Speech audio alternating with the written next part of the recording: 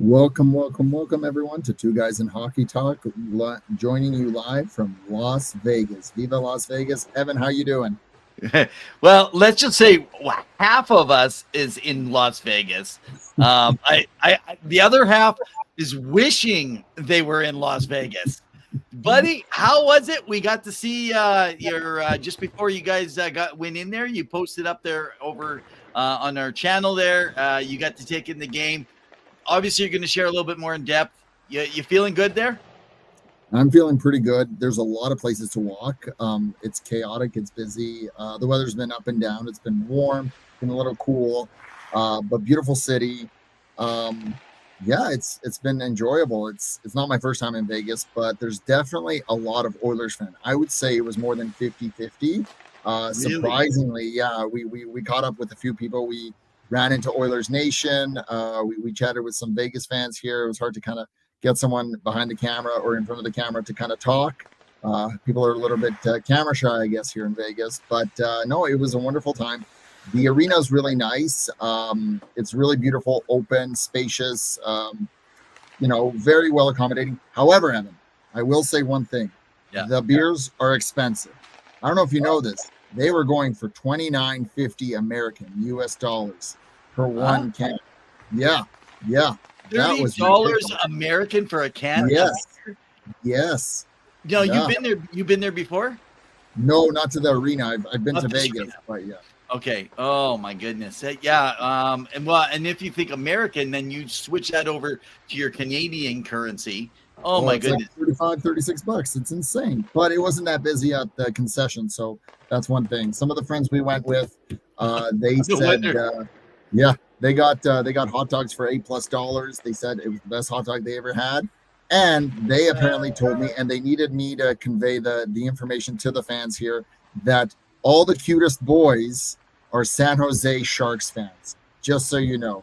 And she was the one person that had a Vinny Desharnais Edmonton Oilers jersey. Now, we know he's in San Jose now, but that was what she wanted me to relay to the viewers. So that's, I'll let you do that, what you want with that. Interesting. Yeah, interesting catch here. Well, hey guys, just a heads up. So you're joining us here at Two Guys and Hockey Talk, our season 6 here. What episode are we on today? I didn't even pay attention. 28. We get about 42, 43 episodes a year, and we like we're almost hitting 30. So that means we got about 14 episodes left in the season, close to playoffs. But guys, every Wednesday night right here, you can follow us on Two Guys and Hockey Talk on our channels, which are Facebook, YouTube, X, Instagram, Twitch. Basically, just go out, type in our name. You'll find it somewhere, someplace. You can follow at hockey_2 over on X, as well as myself at REV to follow all of the material that we actually have, as well as just a heads up here when it comes to getting content. So you can follow our writings that we have going on our blogs, on our site. Go in there, find all of our former guests that we do have on throughout the season. Generally, of our 43 episodes, we have anywhere from 25 to 28 guests. We generally try to have on in the season. Some we've had that are repeats. Some have been on 3-peats over our 6 seasons. Some we just enjoy a little bit more than others during different times. So, but yeah, thanks for everything. And just a hats off to all 4 of our sponsors, depending on what episodes we're running tonight. Puckpedia, thanks to Hart Levine. Those guys do a fabulous job if you need all the information you need. The Kalkaska Battler Semi-Pro League and the American Premier Hockey League over in Michigan. They're playing on not just teams in Michigan, but in and around Michigan. Penny Billionaires, our opening song, and are out. You'll be able to catch our theme music that we have. And thanks to our website with JR Web Designs. All right, well, why don't we before we get into that, we just want to send out our thoughts and condolences to the Bruce McCurdy family. I know Kevin posted.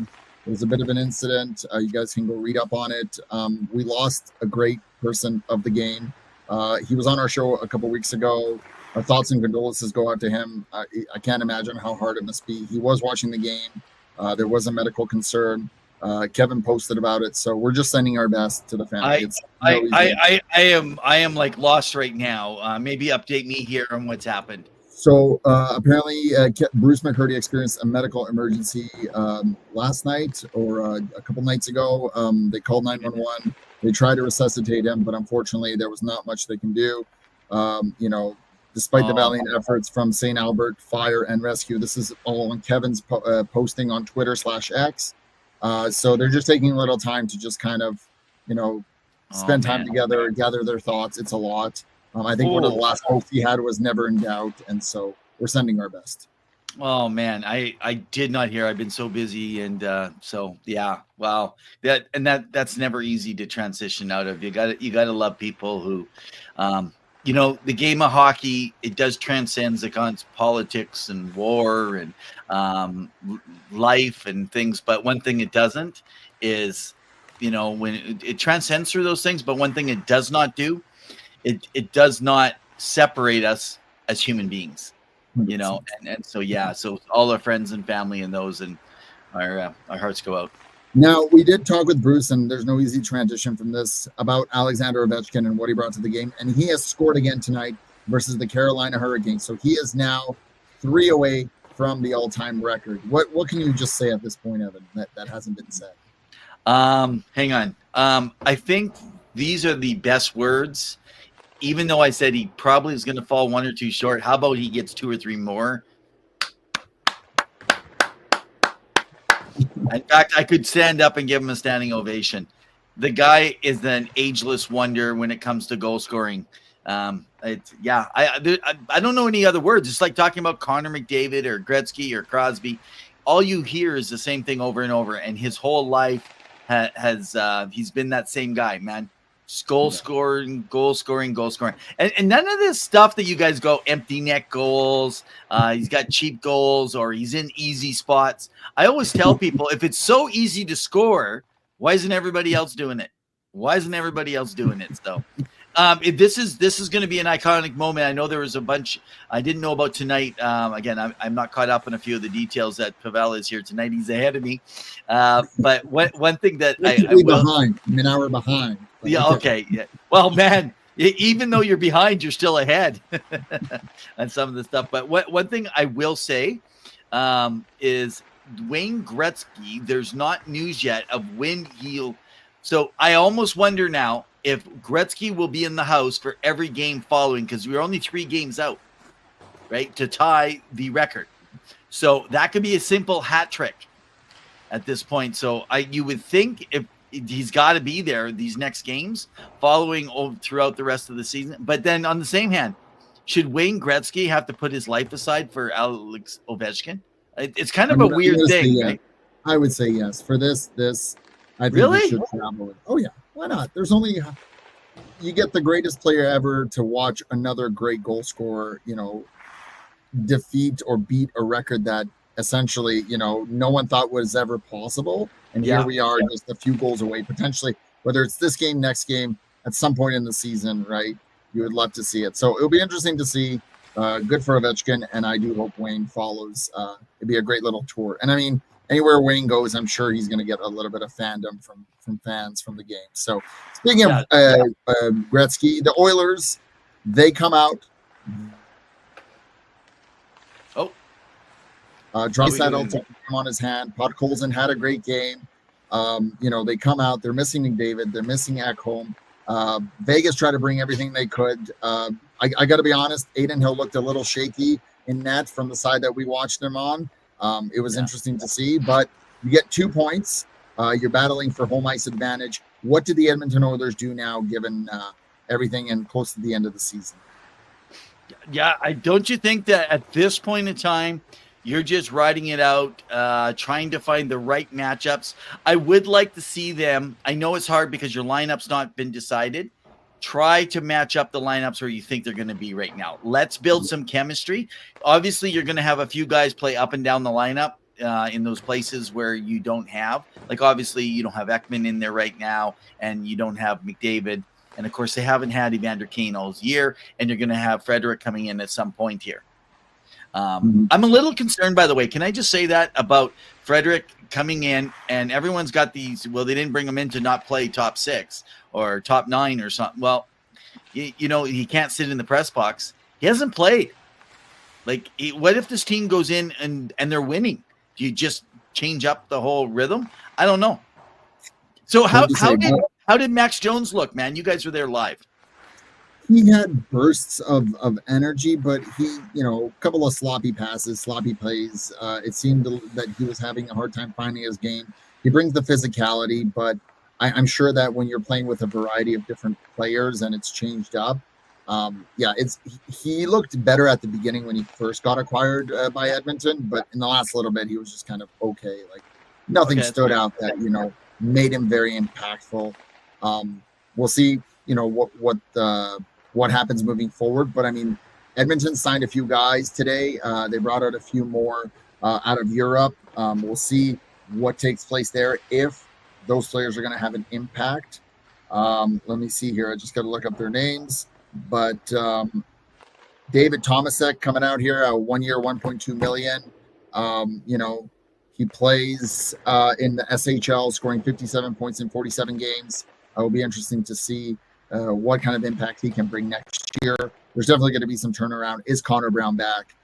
Derek Ryan looks like he's gone. Will Kapanen stick around? Like some of that depth piece that you can always work around and really upgrade. And, we heard from Bowman that that's what he wants to do. But I wanted to quickly talk on Vegas. They have clinched for the playoffs again, 7th year in the league. What are we expecting from Vegas, Evan? I mean, I'm expecting right now you're probably going to start finding them pulling and tightening the reins now over these next games. They're getting first place. I can't see them falling off the map here. And so I see the coach just pulling the reins back in, getting back to some fundamental hockey, settling the goalies down. They were a little bit chaotic, though, even though Hill was out of position from what you said you were seeing. One of the things that I noticed about the defense is they weren't playing that tight. They weren't boxing like they usually do. And I kind of wonder if sometimes they get pulled by teams like Edmonton that are kind of they're pushing quick on the rush a lot. Like I got to be honest, they started off really strong against Edmonton. And it's just like they were struggling to get pushback until, again, into the third period there. For sure. And when you're in Vegas, big money screams. You throw down, you make a bet. And the NHL has bet again. Oh, I know. With a new 12-year deal with Canada to keep Rogers Communication, the extension for showcasing the games.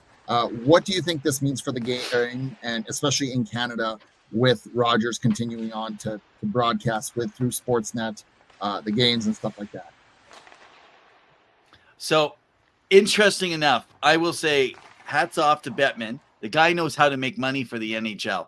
He said he was going to get more money. He's bringing in more money. What you guys need to realize is the money, I believe it was, I just kind of getting some of my facts straight, $7.7 billion deal that starts in the season of 26-20. So we're already, another season out here before that begins. And that doesn't include the rights when you're dealing with some of the individual private light.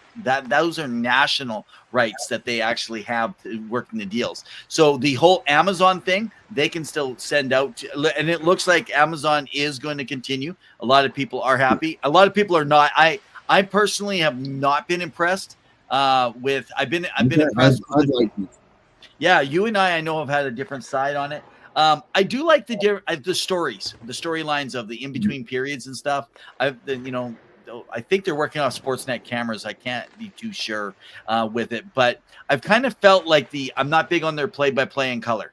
That's been the part that I feel is a hit and a miss with it. But, if you're going to grow the game in the U.S. and folks, I don't care. You're Canadian. I don't know why you're complaining when the game is continuing to grow in the U.S. and in a lot of these non-traditional markets, as you say. So I see Jordan. Yeah, in the neutral zone. That's fair. I don't get that angle. Edmonton did a really good job blocking them out the whole time. They kind of played their game a bit. Yeah. I mean that's usually what they like to do. I know they're missing Pietrangelo. I know they're missing some of the other guys, but I mean they have a really deadly first line, Barbashev. And Jack Eichel there. and Stone. Like that's deadly, right? And Eichel, there was a couple there, man, just hitting that top crossbar a few times, like three, I think. Well, for sure twice. I'm not sure on the third. And I just like to throw a shout out, actually, while we're talking here. Again, last week's show, #1 state in all the United States of America for viewership, watching Two Guys in Hockey Talk, the state of Nevada. Again, very seldom do we have a show. I think probably 3 out of 4 shows, Nevada seems to be our #1 viewership for states. So, hey, greatly appreciate you guys jumping in. And while we're at you it, guys the time that I flew down here to see you, and yet I never met anyone. You never met anyone that's watched our show out of all those 18,000. That's because they can't afford. They're watching our show because they can't afford to get to the arena, probably. Exactly. So, but if I could just say this, a new state has come up that's watching our show, Nebraska. I've been watching you guys. It's just like Nebraska and Iowa is still in there. You guys are continuing to grow, 3rd highest state watching. And our viewership has really been being repped well. Last week, our highest numbers by women. Generally, we speak around 25 to 28%. We now, the last show, hit 43% women in our show. So I don't know what we're doing. It's obviously not our looks. Maybe it's Pawel's beard. It's his beard or my bald head. I have no idea. But no, guys, that's kind of sexist of me even saying that. So, could that be because women's awareness around hockey is starting to look and invest? So it's something that we're going to keep a close look on the trend around there, but definitely appreciate it. And I also like to send a shout out for those starting to come in from other countries in our viewership, Norway and Switzerland. Guys, thank you, man. It's so awesome seeing you guys jump in from around the world. Now we got to get to some breaking news out of, it's happened in the last little bit with the Islanders. People may think we don't talk all teams, but we do. And it was recently announced that Patrick Pawel, the head coach, made some very hot comments about Anthony Duclair and his things. He said he was god-awful and he's lucky to be in the lineup after his recent play. Now, we know Duclair's not overly defensively minded, but he just signed a 4-year, $14 million deal. This is one of your guys that you brought in to score. Your thoughts on Patrick Pawel, and does he have a short leash? Because we're going to get to the next coach that just got let go, but what's going on with the Islanders? What's not going on with your buddy Lou, man? Yeah. And by the way, that's not the VIJHL GM of the Campbell River Storm, Lou Gravel. We're talking about Lou Lamoriello. I've always found it interesting that he took a chance on the legend. I thought he was grooming him, to be honest with you. Okay. So I think this is going to be a test. We're going to see, is Lou actually letting go of the reins a bit and not going to jump all over this, or will this become Patrick Roy's team? I actually hope it does. Patrick Roy's got his different ways of doing stuff. Everybody knew that. That was why some people didn't think they should be hired. I'd like to know what TJ and the grumpy old man think over there in New York on what's happening on the island, boy. Well, it'll be interesting. We'll have to reach out to them to get their thoughts. But you guys can let us know what you're thinking, because I think that's a short leash. Now, granted, Lou has a system. He has a vision in mind. You can't get a peep out of him, but he seems to see something. But I don't know if the Islanders will make the playoffs. Speaking of coaches that have been let go with teams that have not made the playoffs, so what's his name? John Tortorella is out. Yeah, in the Philadelphia Flyers organization. Now, according to Spinning Chicklets Ryan Whitney, there was a bit of a scuffle with some of the players. He rubbed the wrong way. Your thoughts on his legacy, what he brought, and could he ever work again in the NHL as a coach, or do you see him in upper management? Man, I kind of feel like this could be the end of Torts, but I can't see him leaving the game of hockey. Maybe he takes another stint these playoffs and jumps into. He's a really interesting personality, but I got to tell you, I think the Flyers are better. I think one of our media friends in Philadelphia, Jamie Vasco, would tell you that the Flyers are a better team. They're a tougher team. They're a more structured team.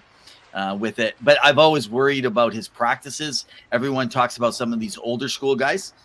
To me, Torts has kind of been like that, but he's kind of held it in. I personally don't mind the theatrics with it, but if I was a team, I wouldn't like it. I would feel that it kind of. I'm a little concerned just about the news, and I know the guys over at Spit and Chicklets. You know, they do have connections, they do have friends, and I understand some of the things to it. I feel like everything's not exactly as is being said. There was, let's just say I think it's probably a 70-30, maybe not quite, just like the whole Babcock thing. But the problem is the team when something happens and crosses the line, they have to actually make the move, and they got to make the move now, or it's going to end them up in hot water, right? And I get that he's not for everyone, but I can't see someone giving him an opportunity somewhere in upper management. I know that was kind of the discussion with Philadelphia, but I could see another team being like, you know what, we could use your insight, we can use your knowledge and what you bring to the game. You know, the antics are silly and funny, and sometimes they could be a little bit over the top, but you know. So who's the new coach going to be? Who's the new coach? Are we going to go with the interim, or are we making a change? I have a feeling. I think Bradshaw is the interim right now, to my understanding, but I think there's rumblings, and I was going to get to them with Rick Tocchet, because he doesn't have a contract coming up. Vancouver is a hot mess. I don't know what's happening over there, and I could see Tocchet going back to potentially Philadelphia and really coaching that team, and you know, being a good fit there. But I don't know. What are your thoughts? Man, I've been riling over this because the Flyers have deep interest in a coach and he's right now going to be the number one slot. If they don't get him, someone else is. Now, I know a lot of times when the people are looking, especially American teams, they'll look to the NCAA. So look for the name, and some of you may already be hearing his name out there. His name's David Carl. So David Carl, okay? I would propose there is more buzz that David Carl of the NCAA could be the guy. So let me just give you some of his background for stats. So in 21-22, he led his team, okay, to the NCAA championship, the NCHC regular season champs. In 22-23, he was the NCHC regular season champs. In 23-24, NCAA championship winner and the NCHC champ. He was the U.S. CHO Coach of the Year, U20 gold medal winner for the U.S., and in 2025, he was a U20 gold medal winner this last season in winning here for the USA as well. So I can't see, with him becoming available right now, the timing lines up. This could be a perfect coach for a rebuild that's happening right now, because I just don't see Tocchet being anything different than what Torts was, except a younger guy. But, I mean, I think – so Lost Trucker's been on. Lost Trucker's talked a lot about not liking how Tocchet manages some of those members. I don't think that Tocchet's going to be any different with some of those guys in Philadelphia. I can see that. But, again, you know, I think Vancouver's trying to finish out the season, potentially make the playoffs, although that's a big if. Yeah. But, you know, they're going to need to find someone, right, to behind the bench, because next year they're going to have to be competing. And I see Philadelphia, the expectation is a wild card spot. Now, let's talk about how Matvei Michkov has really soared in scoring right now and putting up points since Tortorella left. Now, he was already doing well, but, you know, he's made the Calder race much more interesting, along with, of course, Lane Hudson and Celebrini. But really, he's brought it to the point where, you know, if he keeps on like this, and I know they won't make the playoffs, and maybe that's one of the deciding factors, but he can make a run for the Calder, right? What are your thoughts? I still don't think he has a chance. Well, let's just say I think it's Dustin Wolf is now out. There's no way that the goalie, his last 10 games have been a bit of a struggle. He's still playing great hockey for the Flames, but with Calgary not having a chance, I think that he's out of the running. I think he puts himself in there third. I do feel that Lane Hudson has taken the lead in the Rookie of the Year. This guy just continues to soar. Last game again, when's the last time you saw a defenseman like this? He's hitting record book numbers, especially for a defenseman.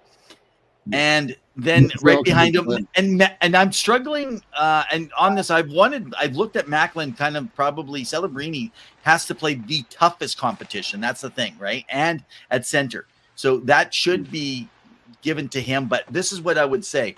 I think that Macklin Celebrini has started to maybe show a little bit of exhaustion out there. And remember, he came out of NCAA. He's not playing the 60, 70 games a year like in the WHL, COHL, or QMJHL. So that would be a difference. So Calgary, I see Jordan just mentioning, what if Calgary makes the playoffs? They're pretty much mathematically gonna not make it now. It was St. And in fact, we'll maybe let's move into that in just a moment. Yeah, St. Louis because on a 10-game heater. Man. And that's why. And that's why I'm saying Calgary, I don't think has a chance, even if they take out Vancouver. Like, so my question is, are you dealing with St. Louis as a contender, or are they just a pretty pretender? No, I think they're a contender. I think they've gotten hot at the right time, and I think it all comes down to goaltending. Jordan Binnington, after feeling it after the Four Nations and coming out hot. They've got good pieces. Let's talk about how, if Edmonton is looking for that young depth, Dylan Holloway, 60+ points. Philip Broberg really coming in and playing. Robert Thomas really stepping it up. They have a lot of young guys that, Braden Shen talked about being traded, and yet they kept their captain, and he's leading the charge. And I would not want to be, let's say it's Winnipeg. I would not want to be Winnipeg to face off with the St. Louis Blues in the first round, because they're on a heater, and most teams that play well just down the stretch before the playoffs often are able to go far and deep. But I don't know. What are your thoughts? I kind of feel like they're a pretty pretender. I think everything's looking good. This team is kind of riding the train of momentum right now, but I think once hockey starts changing and we start tightening up the games I feel like every game now moving forward within the next few games, there's some point they're going to lose, right? They're going to have a consistent 2-3 game losing streak. Did they peak too early? That'd be my worry. Dylan Holloway, he's playing out of this world hockey since coming out of the Four Nations, but and I hear that you're saying no, this is just normal. Actually, there's no trajectory showing that this is normal for him. This is showing abnormal. But is he just playing within the system that works better? Was it just that he had to get that breakout? He had to get that confidence. He's playing the same kind of game that he played in Edmonton. I'm just worried when you hit playoffs. I am worried the kind of aggressive play he has when everything heats up. Is he going to get hurt? Binnington, is he going to be able to keep that? I know he did it in his rookie year when they won the cup. I just don't feel that they can make it again. And listen, you know what the consolation is? The consolation is going to be the first place team, likely the Winnipeg Jets. So do you think the St. Louis Blues could take out the Winnipeg Jets? Hey, just saying, Winnipeg Jets. But they struggled in the playoffs. They were good last year, and they faltered. I struggle about Hellebuck in the playoffs. That's my big worry. And they talked about it last year when they had that early exit, and they really, I don't know. That's just how I see Winnipeg. So you see Winnipeg that way, but what if people look at Edmonton and say, well, there's no way Edmonton's going to play? Look at their goalies; they can't stop anything. They can't stop a beach ball. I saw them last year. They're lucky to get there. They got there without a goalie. People say Stewart took them to the final. So I don't think you can rest on last year, because I think you're having a different team this year. So Zill thinks that they're going to falter potentially. I think that Winnipeg learned a lot last year. Other years, they didn't go out the way they did last year. They got manhandled. Getting first place overall will be nice to be able to get into that second round. Think about it. So if Dallas and Colorado face each other, one team's gone, just gone.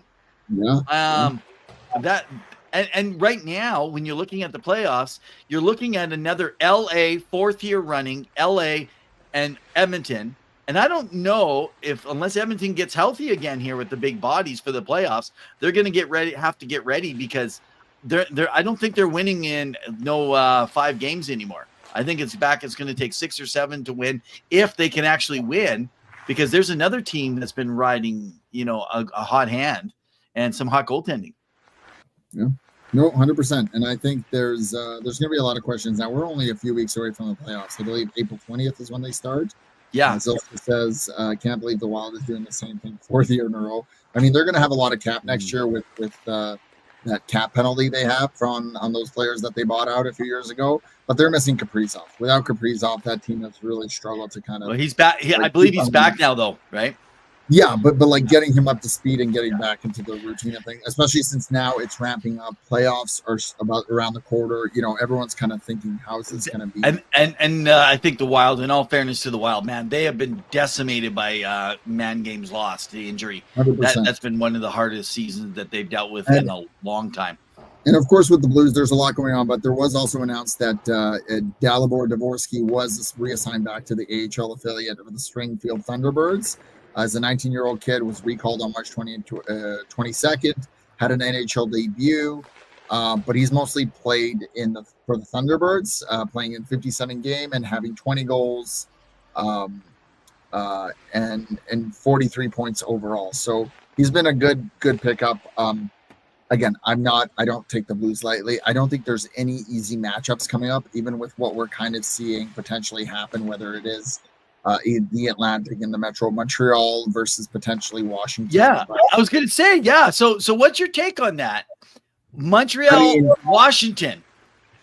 I mean, I would not take Montreal lightly. I still would take Washington over that just because of how well they're playing. And more so inexperience for Montreal. Like, it's been a while since they've been. You got a lot of young guys, Nick Suzuki, Cole Caulfield, Juraj Slafkovsky, right? Your goaltenders, although they've played very well, Montembeault, Dobas, but like, you know, when we met some Montreal Canadian fans here, we were chatting about it. Like, they like their team, but I think, you know, they want some more. And I think you look to players like Brendan Gallagher and Josh Anderson, who have that veteran experience, that leadership, who were there on that run in 2020 during COVID, and what they're able to bring to get the guys settled in. I could see it being a 5-6 game series potentially. I really have a hard time right now, Evan, seeing a sweep. I'm not saying it's not possible. Yeah. I have a hard time seeing a sweep in any of the series. Right? Yeah, correct me if I'm wrong, but like, you guys can let me know. I think everyone always loves that first round, right? There's always an upset available. There's very seldom you find the sweeps. Let me just say this too, for those that aren't as familiar with Montreal, they drafted a guy by the name of Jacob Fowler. So now he is leaning towards Boston College next year, not signing his elite level contract for another season. This would be considered his junior season. I want you guys to catch this. In Boston College this year as a goalie, he had 25 wins, 7 losses, and 2 ties, and a .940 save percentage in those games. So he had 34 games and a .940 save percentage in Boston College. The team is going to be weaker next year, so some feel that he shouldn't take that chance. But let's face it, he's already drafted. They already know what they have, and now he's going to get a chance to prove not just on a strong defensive team, but what's he going to be like when the high quality scoring chances are against him, right? Yeah, I agree, and I think Montreal in the next few years are going to be dangerous. I mean, you still got Davidoff coming over, who could be a beast. You know, you have Reinbacher, who's still yet to play. Like, it's just at worst, what is he? A third, a fourth line, like a fourth defenseman? Like, come on. Like, that team is going to be unreal. So, way to go for Ken Hughes and his staff for drafting well, for keeping it interesting, and for making it excellent. Now, before we get to Seattle, which I wanted to talk about, I just want to quickly mention Ottawa, and just like, they're firmly set in that first wild card position. And how better is the league when the Ottawa Senators are in the postseason? Well, I think for Ottawa, it's great. I don't know overall as a league. I think it shows good to parity. Unfortunately, I don't think they have probably the smallest following of all the Canadian teams in that area. I don't know why. Maybe it's the ownership over the years, the difference. I mean, they had a couple of good years of a run, but I think it's good for hockey. I think it's good for parity, and it's going to be good for the team and the new ownership, because they're hoping to make that move right to downtown with the new arena and everything. So I think it's going to be exciting, though, because look at the players you're going to have in the playoffs. I guess that's going to be the benefit to the NHL. You're going to have Stützle, and you're going to have, I mean, was it Claude Giroux is going to be now getting a chance to actually get back into the playoffs. That's where that guy specialized. I think we can all go back and remember him playing against Sidney Crosby. He made life awful for Crosby. The guy's an amazing player. I know he's a lot older, but and that just takes me to is he not a UFA this year? Claude Giroux. Claude Giroux. I thought believe so. Yeah, he's up. That's his third year. Could he head home to Philly for a final year or two and kind of pull a Corey Perry and maybe he's an Ottawa guy. He's an Ottawa guy. Right? Yeah, I know, but let's face it, the Flyers were dare to dream, but I understand. Dare to dream. Dare to dream. I can see. Man, you're the guy that takes Crosby and puts him in Colorado, and you're like, oh, dare to dream, he'll want to leave Ottawa.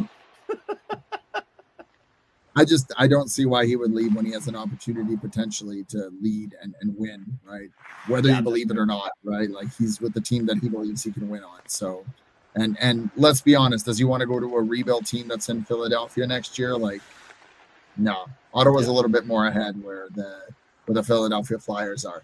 Now, speaking of the Kraken, I wanted to kind of get your thoughts because they've been eliminated officially from the playoffs. We're coming into year 5 here, Evan. What are we making of this? We know how successful Vegas has been. They just clinched again, 6 out of the 7 years. But Seattle, they're 7th in the Pacific. They're 31-38-6. They're facing off against Vancouver tonight. But they've got some guys they should be solid, but they've struggled. And we've talked about Shane Wright, and he's really come along and really developed. But I mean, Matty Beniers, he's not really been what he expected to be after winning the Calder, right? Like, and what are we bringing? Brandon Montour, he was brought in, paid big money. Chandler Stevenson, big coin. They've not performed to their expectations. What do we make of it? What does Ron Francis do? Pull to Kelly McCrimmon. Finds ways to unload. Yeah, just pull a few guys out here, put a few guys in there, mix and mash it. I don't really understand Francis's plans and how he proposes and how he sees the team.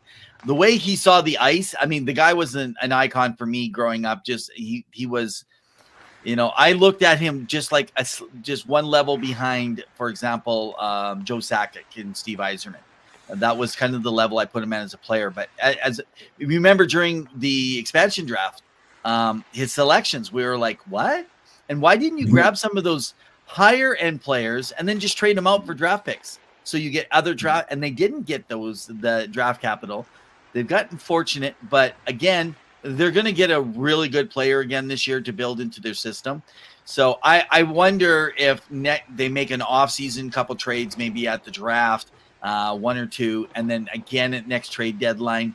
I can't see them making it. I think they're 2 years out from being able to do it. And so the question is what's ownership?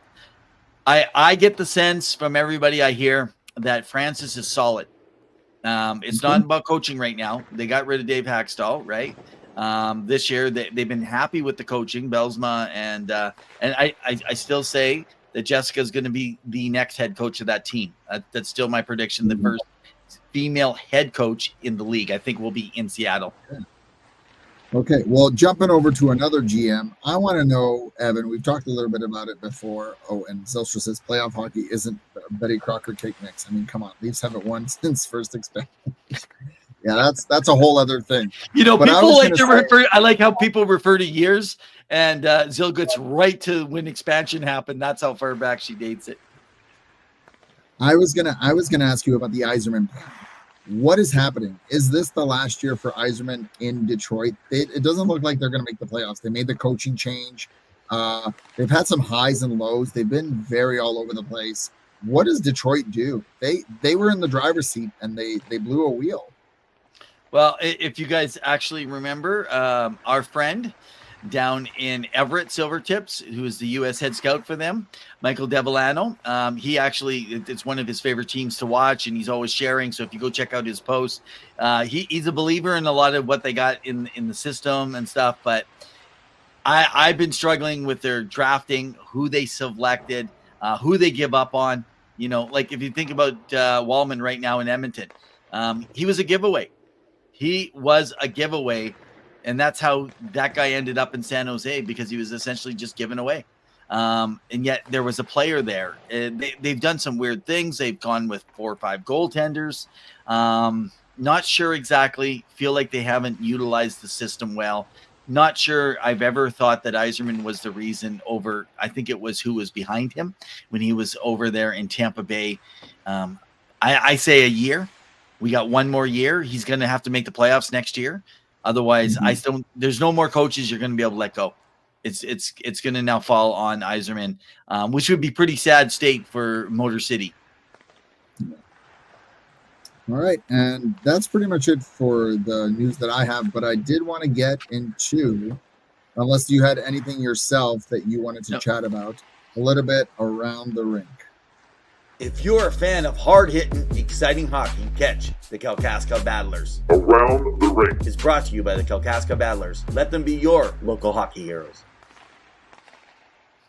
All right, Around the Rink, Kalkaska Battlers. Go check it out in your region if you are there. It's some great local hockey. Now, I wanted to talk about prospects because I know you love it. I know you and Jordan like to banter about who is there, who is better, WHL, CHL, OHL. But we can't forget about European League and the Swedish Hockey League, because Victor Soderstrom was named top defenseman in that league and awarded the Bjorn Salming Trophy. He was in 2019 the 11th overall entry draft pick by the Arizona Coyotes, who we know no longer is there. And he later signed a 2-year deal to play in his hometown of Brynäs Golf, which is back in the SHL. So he's had 37 points in 49 regular season games. And it's a great honor. And he was traded to the Chicago Blackhawks. Do you think he gets a chance next season for the Blackhawks? And your thoughts on this player, if you're familiar with him? Yeah, I do think that could very well be a potential. They're a pretty young team right now. They are the youngest, I believe, in the NHL, and they have so many rookies and playing. I think they have another year that they're. Is it just coincidental that they're not trying to rebuild too fast when you have Gavin McKenna next season? So they're going to get a good draft pick this year, probably a top 2 or worst top 3. And then the next year you got the Gavin McKenna draft. And then after that, you got the Landon Dupont draft. And I mean, the list just keeps going on. They could just keep falling like Edmonton did for years. But of course it's changed. So you can only get 2 number 1s, right, within a 5-year period there. So I do think I'm going to say that if they can convince him to come over, they're going to try to get him over, because right now is the time to be able to start building on that. So I haven't heard any news though on that. So that's actually was going to be an interesting move if they can actually land him. So that's fair. And in PWHL news, and we'd love to partner with them if they're ever out there. We've had Howie Draper on the show. We've really tried to promote the women's game, but it sounds like the IHF has ruled that Hannah Miller has not been able to play for Team Canada at the Worlds. And that is because she normally was under contract by a club in another country less than 2 years ago. And that was what was reported as the rationale for her not being able to be played. So she's going to be replaced by someone else. I'm not sure who that would be yet. I don't know if they announced it, but again, that's a big loss. She's been really good for the Toronto Specters. But your thoughts on that? It's brand new news that I actually hadn't heard yet. So that it's quite. Again, I feel like this is what happens when one of us works and one of us doesn't. That's true. I didn't have the news around it. So explain that to me again. Why she did what? She was signed up with another club in another country, which is why she cannot be, and whatever the time frames are, she's not able to be. Yeah. And so it was like a breach of contract with the league. The IHF, the double IHF stipulates a 2-year timeline when she last played overseas in order for her to be eligible to play for Canada, which is why. Right. I mean, they are disappointed, but unfortunately that's the legality. When you get lawyers involved, it can become very murky. So Yeah, you got to feel for it, right? You know, if there's anything to that. And if I can just say, and here's more news this last week here now that's happened. So in the OHA, it's been announced that goaltender, he was 25 years old, Anton Bordeaux, has passed away. So it's another sad day for again, not just the hockey world, but for those that are family and friends and close in that area. So it's life. You know what? When you go to bed tonight, hug those that you love, talk to those that are around you.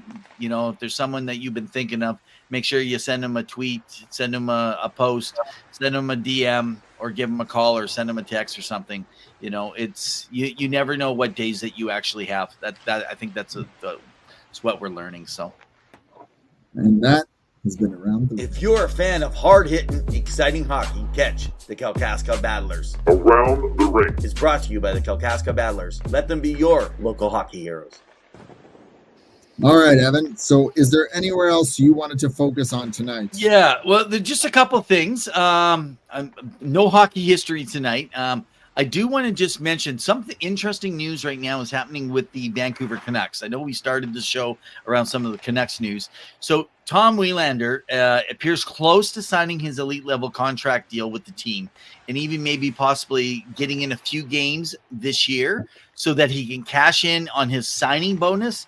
And what it will do is it'll burn off if he comes in, signs early. It's another way to bait the player to come in early because it can burn off a year on his elite level contract and give him his cash bonus up front. It's a very common thing for NCAA players to be able to do. So it appears that he's close to doing it. This is what I was originally coming on, but now there's some people questioning why hasn't it happened this week already? So I really feel like if this doesn't happen by the end of the weekend, I don't know if it's going to happen, or are the Canucks not wanting to burn that contract? Is there some things happening behind the scenes? So this is going to be close news that I'm interested in with Tom Wielander. And then the other news, just in knowing about Isaac Howard, that it's kind of weird news that has actually happened. So Isaac Howard has been hesitant to sign with the Tampa Bay Lightning. Now, I don't know. Maybe I'm mishearing it or reading it. I'm trying to find some places. Unfortunately, again, I was tied up sometime today. This is his words. When they signed Borgstrom, who is his number 22, his words were, they traded for a guy with the same number as me. Hang on. Oh, excuse me. Oh. I'm allergic to what's happening here. He says they traded for a guy the same number as me. It's really disrespectful, honestly. That's what's being reported, he said. I don't have 100% clarity that that's an actual correct reporting. If it is, this will be interesting because he started in Minnesota Delph, but then he went to Michigan State via the transfer portal. We'll get into that at some other time. But he put up a point per game last season. And then this year he had another year where he had 52 points in 37 games for fifth in the NCAA for scoring. Everybody around says he's ready for the pros. And so people thought he was going to burn that year also by signing right away with Tampa Bay. It hasn't happened. He sounds like he's worried. I don't know. Where there's smoke is there fire. So right now, I know a lot of Tampa fans are like holding their breath. They want to see Isaac Howard. And could that be a guy that they could bring in for the playoffs just as a depth, or they could throw in really quick and get him some experience before next season?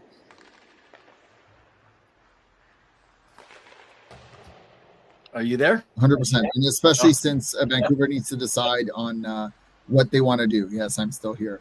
Okay. I'm on Vegas time, as you know. But yeah, so it really depends on like what their projection is for next year. What is their goal? Like, you got to figure out your identity and where you're going, right? And if you don't know where that is, it's going to be a problem. You know, you've removed JT Miller, you've traded away some assets, you've signed some pieces.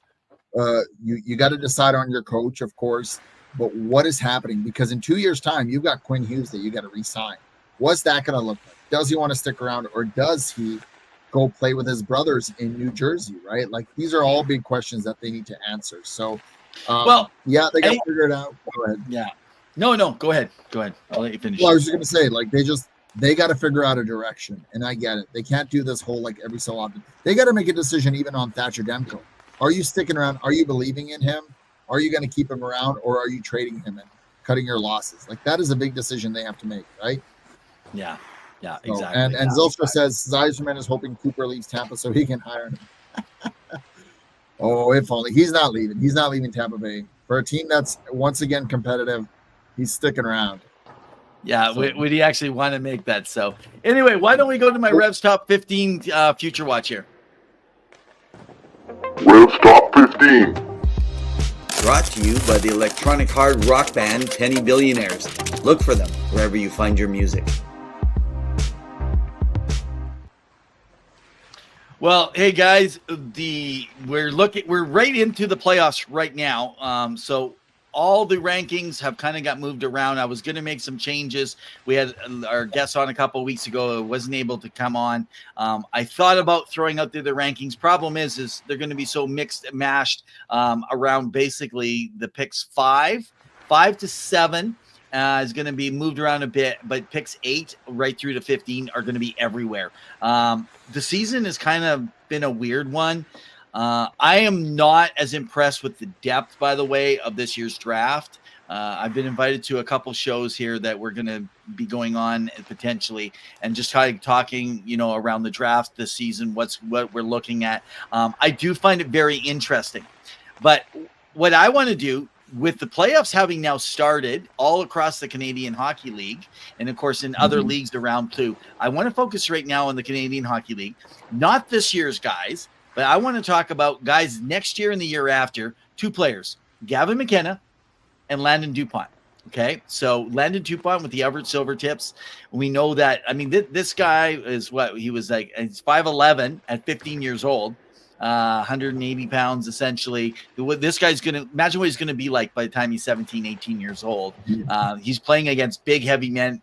It's been a tough year trying to physically get through it, but he is still a stud back there, and he's a right-handed defenseman on the right-hand side with a solid shot. And that's one of the things Michael Devellano talked about. My question here, now you guys can pipe in here. I know you some of you may only have limited info. You can go ahead and pipe in here, Jordan. So what do you do?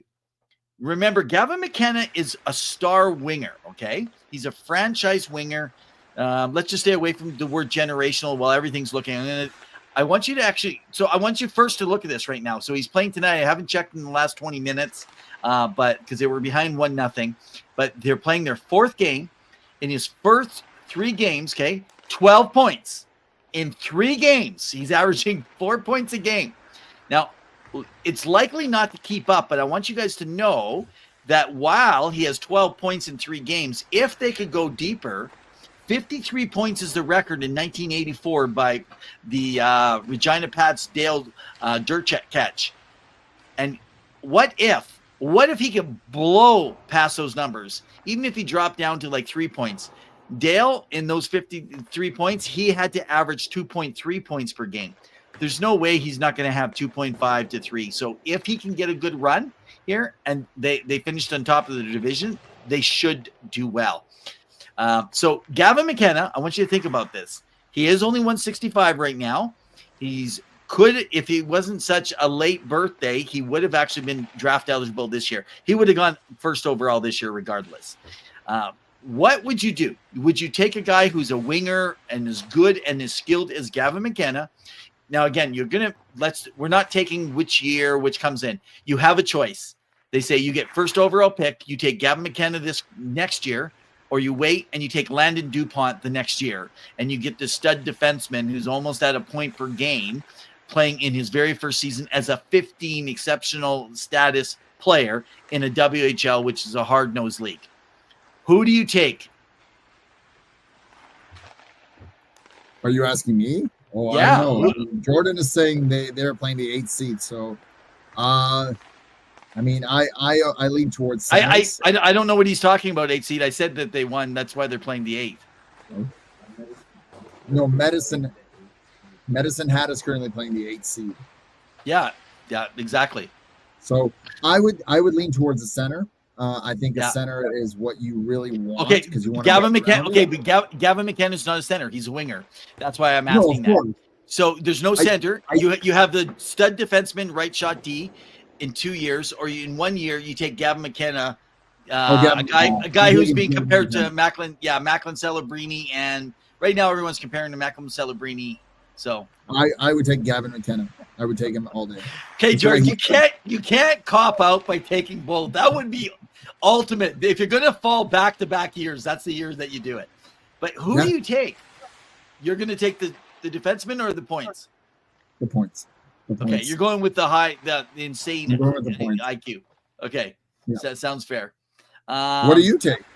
And what's Zilcher saying? Zilcher saying it kind of depends on the team. For once, it depends on the needs of your team. I see that. I agree with Zilcher. For once, it depends on the team. If Edmonton then take defense, Edmonton. Edmonton. Oh man, the world would be so angry. If Avalanche, I think it would be the opposite. I think Edmonton would take offense and Avalanche would take defense. But oh man. Could you imagine?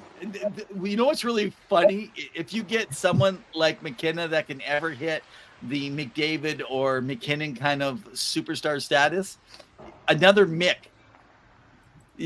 McKenna. McKenna. Right? Well, and speaking of famous brothers, it sounds like Tyler McCarr has signed with the Colorado Avalanche as well. So he's coming up. So right? Not only do you get Cale McCarr, who is having a Norris-like season, you can get his brother and be like, oh yeah, which McCarr are we taking, right? And make sure, what if his number is 7? Oh, hey, last thing, and we'll do this. I see our times. We've hit our time zone here.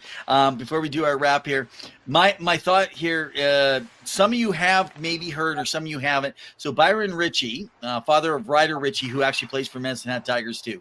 So he is the family advisor. So McKenna has actually been with him. He was working with him down at the Rink Academy in Kelowna for the years. Both their sons are together, played together, so he knows them well. He talks about that they're not trying to put anything in his path with teams and deciding about NCAA next year or what. But one thing they're worried about is the way he's playing. If, like, let's just say they make a long push and he plays really well, should he actually play against older players in the NCAA now to prepare himself because he's got one full year, or does he run, ramshot over everybody in the WHL again for another years, right? Devin Taves is already number 7. So anyway, it's gonna be an interesting one. I'd just like to say at that point, so he's coming in to fill in for Devontae's. That's what I'm saying. So if you're a fan of the WHL or the OHL specifically throughout, because down in the Michigan area and stuff, you can go see Erie, other teams playing. If you get a chance to go in and take any of the Canadian Hockey League playoff series in, guys, make sure you get out there, take a game, no matter where, Alberta, British Columbia, down in Washington, anywhere. Take advantage of it. They're great games to watch, great fans, you name it. 100%. And we are pretty much at the end of the show. So we appreciate you guys coming on again, tuning in, listening in. We are here every Wednesday night at 7 p.m. Mountain Standard Time. We are on Facebook, Twitter /X, Instagram, YouTube. We are always putting out content nonstop, shorts, videos, whatever you want. We appreciate all of our sponsors that we have who connect with us, Puckpedia, Web Design, Penny Billionaires for their intro song, and Kalkaska Badlers. And of course, we are always putting up articles on our website. So that's pretty much it on my end, Evan. I'm going to go back to the strip. Not 2 strip, but a strip. Just to clarify. Well, I'm sure that your family will be happy with you. Please go to the strip, but don't strip. And guys, you heard it. So in the meantime, and in between time, keep your sticks on the ice. Stay safe, everyone. We appreciate it.